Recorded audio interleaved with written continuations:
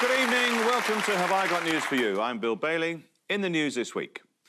Round the back of the Old Bailey, the unseasonably warm weather explains why Judge Lord Townley Featherstone Briggs keeps calling for a recess.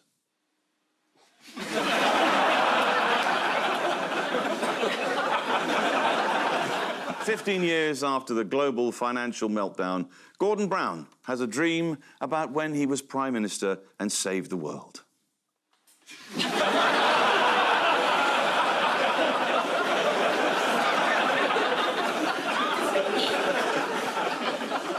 And in Nadine Dorris's old constituency, after a by-election replaces her, the residents pay tribute by erecting a statue of their old MP.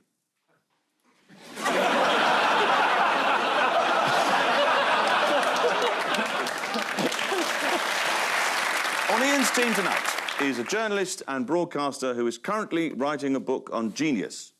She says it's well-researched, but some of us are still waiting for the call. Please welcome Helen Lewis. On Paul's team tonight is a comedian who got into the finals of Britain's Got Talent thanks to Amanda Holden's golden buzzer. He said he came third, but it felt like winning, which is one of the catchphrases of the Lib Dems. Please welcome Daliso Chaponda. We begin with the bigger news stories of the week, and, well, I mean, this is a news programme after all. The clue's in the title. We have to cover these things. Ian and Helen, take a look at this. Oh, look, America is getting involved in the Middle East. That's always ended well, classically. Oh, and Britain, too. Again, another great opportunity there. Yeah, so this is Netanyahu meeting Joe Biden, President Joe Biden. And then Rishi Sunak turned up a couple of days later to go, hello, I'm a world leader too. Yes. This is, of course, the story. Yes, President Biden flew into the Middle East for a meeting with the Egyptian, Palestinian and Israeli presidents. But what was the problem with it? Well, two of those didn't turn up. Yeah. So he flew in to have talks about a possible settlement with one side, which, again, is quite difficult to pull off. Yeah. But anyway, he was there, and he was there to urge restraint. He said, I'm standing by, but not standing by whatever you do, obviously. And then he left again. Yes. And then Rishi Sunak, our Prime Minister, went in to say the same thing. This is kind of a recurring theme with Britain and America, isn't it? America goes in and says, stop that. And then Britain leans round behind and goes, yeah. And they said, oh, it's 9/11.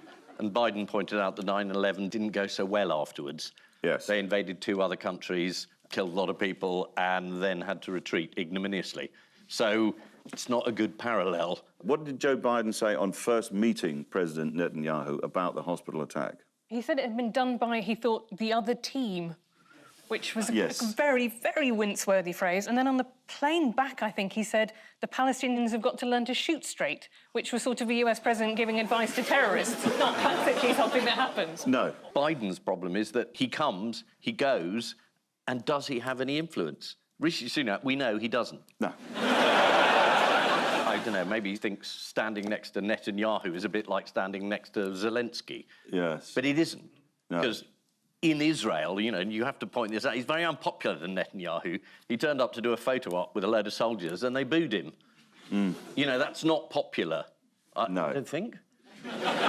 No, you're right. He was called Mr. Security, and the one thing he failed to do was provide any security, apart from for his own job. Did you see Richard Madeley try to ascertain some facts on Good Morning Britain? He was talking to Lib Dem Layla Moran, whose relatives live in Gaza. It just needs to stop now. With your family, it just needs to stop with your family connections in Gaza, did you have any indication of what was going to happen 10 days ago, 2 weeks ago? Was there any word on the street in Gaza? Not this. I mean, what does he think is going on in their family WhatsApp group? Yes. Like, Iran didn't know, Mossad didn't know, but her family is like, I feel something in the air. Yeah. I mean, Richard Madeley, the word on the street, like he knows what that is. But I've not said anything because, like, I've wanted to be on Have I Got News For You for like 10 years, and then I come on the day when anything I say could ruin my career. And you're safe. You've been called national treasures. I'm like national embarrassment of your life. So I'm very careful what I say. Yeah, we're like the Elgin Marbles. You know? Yeah, we're about to be shipped out. I've gone from Zionist mouthpiece propagandist BBC right-winger to Corbynite, Hamasite, lefty bastard. And that's this afternoon. The truth is just somewhere in between. Yeah. You were trending on Twitter earlier on, Ian. What do you mean Ian was trending on Twitter? He was trending on X, formerly Twitter. Was he? What were you doing? I ran a cover of this magazine I run, which was an attempt... The Exchange and Mark?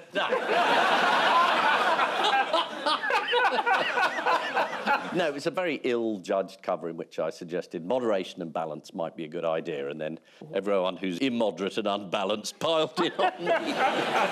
Yeah, you impartial bastard. Oh, bloody not taking sides again. It could be worse. Could be Trump in charge. Well, he says if he was in charge, it wouldn't have happened at all. This is Donald Trump beginning to address the issue of the Middle East, but he gets a bit distracted.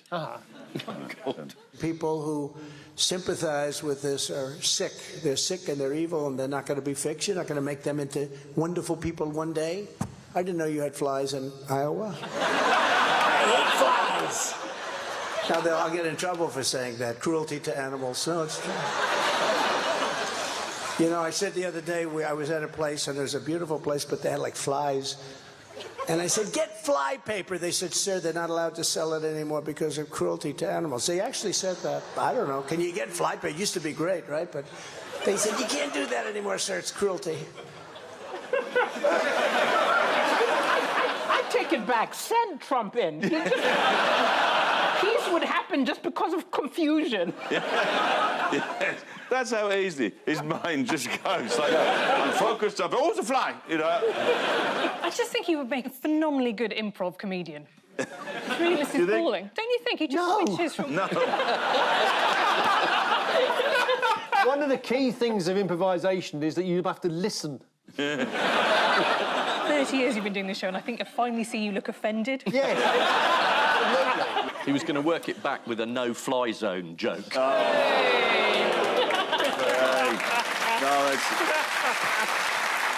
That was an extraordinary action. A groan followed by a round of applause. Why might Donald Trump be coming to Britain soon? He's going to be hosting this show. It's the P tape. Yeah, the P tape, yes. He's going to come over here to sue. Yes, he's actually using an English court to sue a former spy, Christopher Steele, over allegations that Trump held orgies and consorted with prostitutes in the presidential suite of a Moscow hotel, and apparently engaged in perverted sexual behaviour of the water sports variety. Is he suing them for slander or for telling? Well, I think it's... No, that's a good point. He's not actually suing for libel. No, it's data protection. It's a data breach. So... It's the misuse of personal data. That's what he's suing over. In a written witness statement to the High Court, he said, "It was embarrassing to have to explain to my family it wasn't true." Yeah, because usually it is true, and he's really let them down. Back to Joe Biden, then. In a Wall Street Journal poll, 73% of Americans think that Biden is too old to run for president. So how are Biden's team trying to kind of help him improve his image? They're talking quite a lot about reincarnation. They are producing cue cards to help him. Yes. You know, cue cards were spotted with these words. You enter the Roosevelt room and say hello to participants. You take your seat. You give brief comments, open brackets, 2 minutes, close brackets. Someone did have a kind word for Biden this week. Who was that? Was it Putin? It was. He said he'd invite the US president to sit down for pancakes and come to us for tea. You got to watch the tea with Putin. You... Yes, your tea. Do not touch his tea.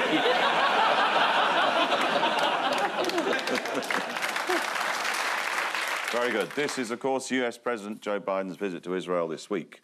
Also in the headlines, Donald Trump has announced the European leg of his hugely popular courtroom tour. The accusations in the secret dossier centre around Donald Trump hiring prostitutes while staying at a $14,000 a night hotel room. Really? So over 14 grand, it's all inclusive, isn't it?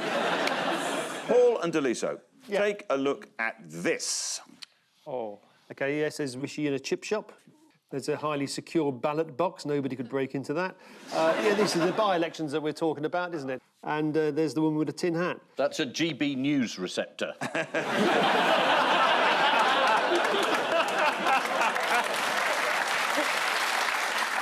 Of course, this is the by-elections took place this week, or if you're a Conservative, the bye-bye elections. It's nearly 100 years since a party other than the Conservatives held mid-Bedfordshire. But sadly, last night didn't see the hopeful swing back to the Whigs. So this is because Nadine Dorries, who spent a long time very, very annoyed that she wasn't granted a peerage or a damehood or whatever it was. Oh, I don't know. I didn't get one. I didn't create a fuss about it. You got a bit annoyed, didn't you? Yeah, I did. You got a bit I annoyed. was furious. But I'm doing panto instead as a dame. Yeah. Oh, thank you for the plug. I'll be at Richmond Theatre this year. Would anyone like to make any wild speculations about what did happen? Yeah, she was eaten by a puma. I tell you what, not puma, any kind of wildcat. Cloud leopard? Oh, cloudy leopard. Yeah. Yeah. It's a lovely cat. Yeah. It'd be an honour to be eaten by one. Would it? Well, she's looking for an honour.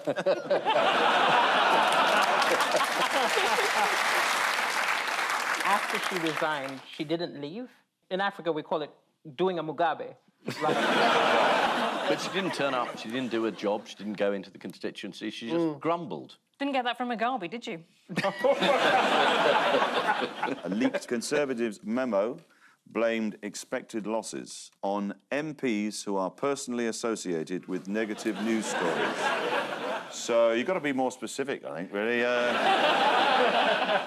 The Evening Standard got in on the act, reporting that Chris Pincher's seat is up for grabs.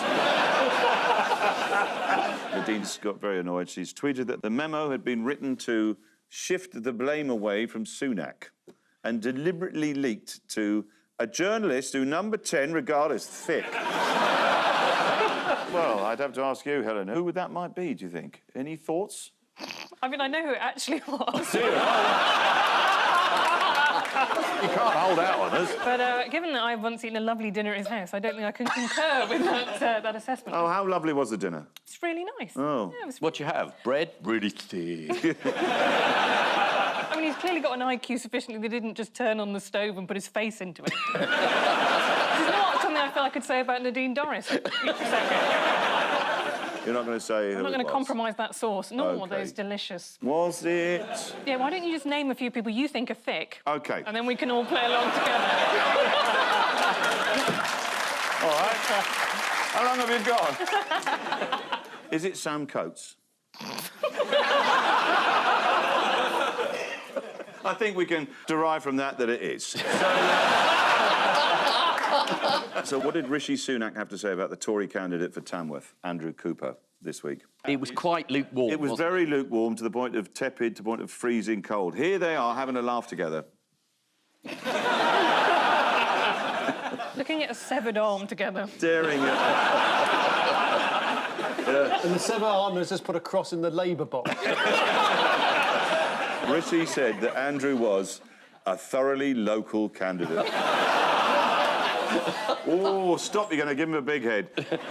Andrew Cooper said that people who didn't work were fucking idiots, fuckwits, something like that. Something broad and consensual. That's a hell of a slur on the House of Commons, isn't it? Nothing to say. Nothing to say. Yes, amongst 18 to 24-year-olds, the Tories are polling at 1%. We've got one in. TikTok videos. Is this something that Rishi might use to appeal to the youth? No. He did a TikTok video, but he couldn't master transitions. No. Because you're meant to wave your hand and something changes. Yes. He waved his hand and... He was still Rishi Sunak. Just, Still it Rishi was Sunak. still... He hadn't changed. It was the shittest magic trick you've ever seen. Nothing changed. Yeah. Ta-da!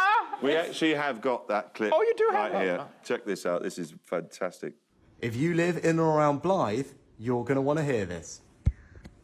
We're giving your town £20 million to improve things like the high street, safety and community heritage.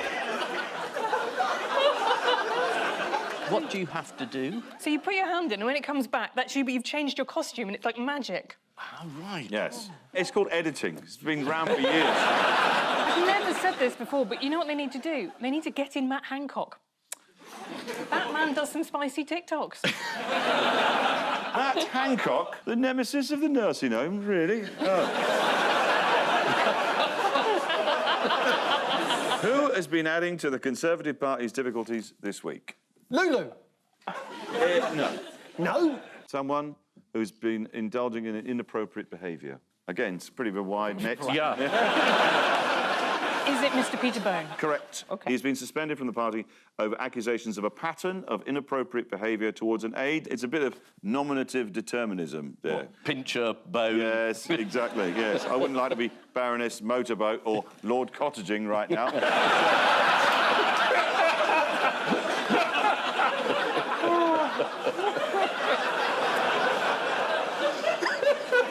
So we couldn't end conference season without a quick stop-off at the SNP gathering. So, this is exciting. This is the opening event to get everyone revved up. And keeping you and Scotland on course for a better future as an independent nation.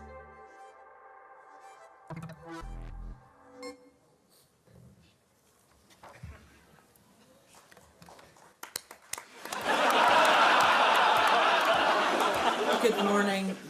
I mean, electric atmosphere there. Well, why is the party symbol a noose? This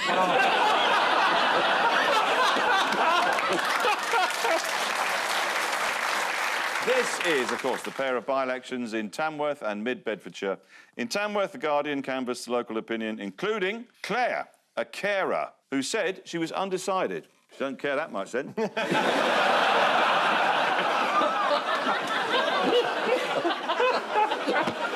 It's just so callous.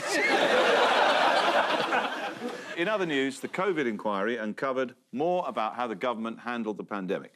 At one point, Cabinet Secretary Simon Case messaged his colleagues saying, "I'm not sure I can cope with today, might just go home." What, a Miss Wine Time Friday? And so on to round two, the one-armed bandit of news.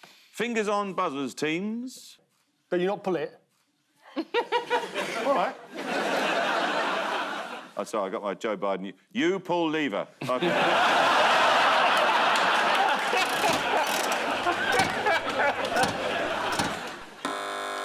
Oh.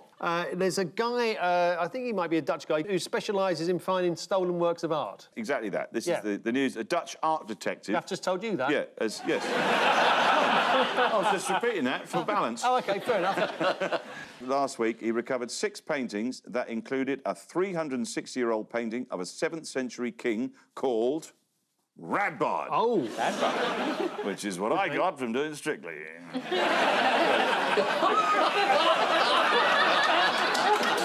What famous character has he been named after? Lulu. Oh, no! I'm answering the questions before they come up. Lulu.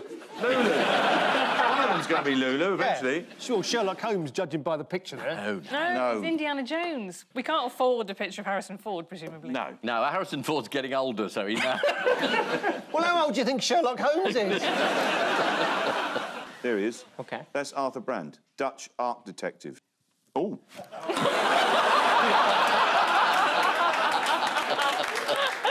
I refer you to my previous answer.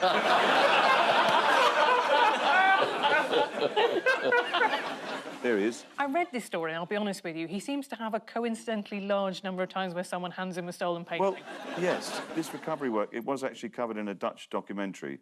The series was called Kunstdetektiv. Ofcom are using them to investigate GB News. So, So what is the kind of super sleuth techniques that he uses? Well, people phone him up and say, "Do you want this painting back?" Yeah. That is exactly it. Yeah. He just sits at home and people bring them round. Yeah. What he said was, he was watching a football game at home and his doorbell rang and he only decided to answer it because it was not a good game. So he opened the door and somebody gave him the paintings, shook his hand and left. So the art thieves were Jehovah's Witnesses. I mean, the reference to Indiana Jones is a bit off-putting, isn't it? There's no Indiana Jones film called Indiana Jones and the Comfy Armchair. How did he recover a Van Gogh painting? Someone brought it round in an IKEA bag. Correct. Someone brought it round in an IKEA bag, yes. Very good. And then did he have to put the painting back together?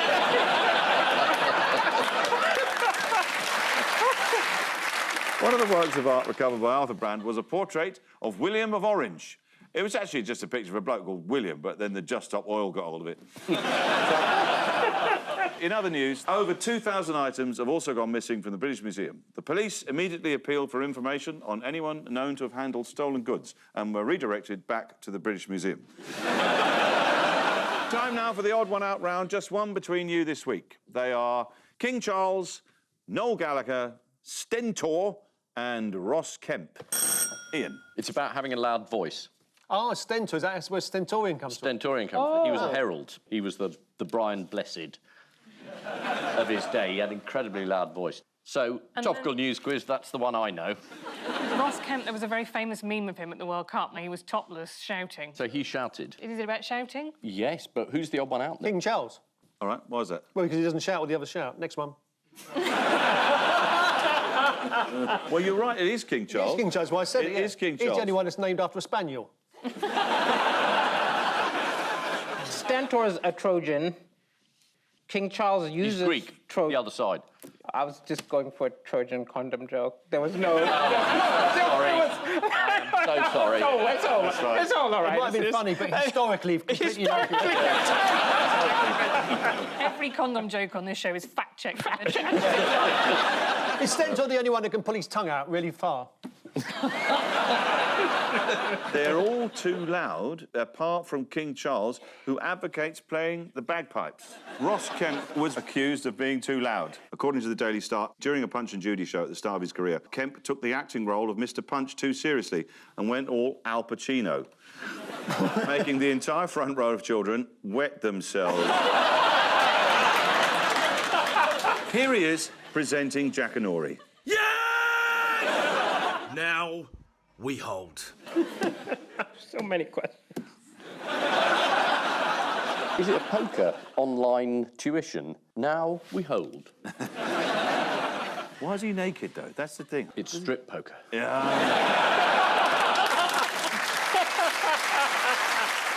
Ross Kemp explains in his autobiography that for the first time in Punch and Judy, playing a real-life Mr. Punch, he went full method. That would explain why he had a bloke's hand up his arse. Stentor, according to Homer, was as powerful as the voices of 50 other men, and he is said to have died as a result of a shouting contest. Oh, with Hermes? With Hermes, yes. They lost his package one too many times.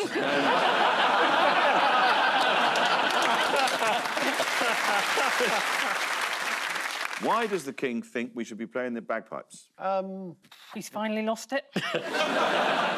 Oh, it's very good for your breathing. Yes. It's really good for your lungs. Yes, exactly, that's right. No, it's good for your health. A Scotsman advised that beginners may wish to find a large field to play in. But I prefer a panel show to practice on. Oh, yeah. So, there we go.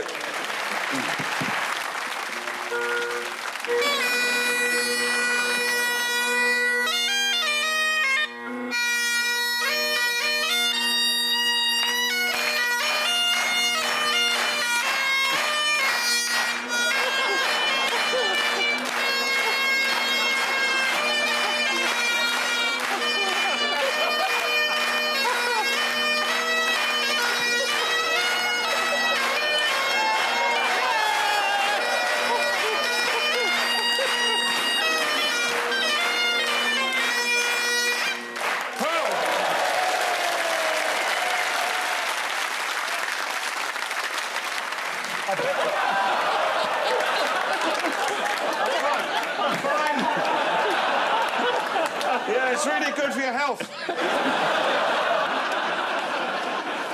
I was wondering why we'd never done that before. Yes. What were we talking about? Time now for the Missing Words round, which this week features as its guest publication Scuba Magazine, the monthly magazine for British Sub-Aqua Club members. And we start with Sir Paul McCartney reveals hidden talent for what? Making music. Composing popular hit tunes. No, it's something quite agricultural, rural. Bear baiting. Well... Shearing sheep. Shearing sheep, yes, it is. What? Sheep shearing. Hey, well done. Yeah, you just that. I literally just said the most ridiculous thing I imagined, and it was correct. And it was correct. Welcome to Britain. Talking about living on a farm with wife Linda, Paul McCartney said, "We used to do crazy things. Linda took a portrait of every one of our flock." Yeah, well, that's what Linda told you, Paul. She actually just took a picture of one and photocopied it. Next. Despite red eyes and a reputation for ferocity, what should be appreciated? The Liberal Democrats. Beelzebub. Lucifer. Mephistopheles. Prince Andrew. No, it's the velvet swimming crab. This is from Scuba Magazine's What's Just Eaten My Toe section.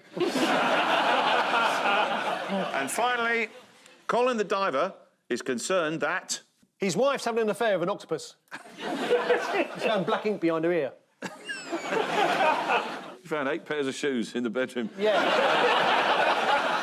He says that Colin the diver is concerned that pools are getting too shallow to dive in. That's the bit you wash your feet in, you idiot. Yeah. You know? So, final scores are Ian and Helen have 5, Paul and Daliso have 9. 9. You got all of it. But, of course, before we go, there's just time for the caption competition. Due to public demand, Home Secretary placed in glass box. On which note, we say thank you to our panellists, Ian Hislop and Helen Lewis, Paul Merton and Daliso Chaponda, and I leave you with the news that after undergoing yet another teeth-whitening procedure, Rylan denies his cosmetic work is becoming a distraction on This Morning. At an agricultural show in Derbyshire, the young man who had the severe glandular reaction to some cheese is pleased that the swelling has started to go down. And more evidence of the increasing sophistication of new technology as an android begins to teach itself human behaviour. Good night.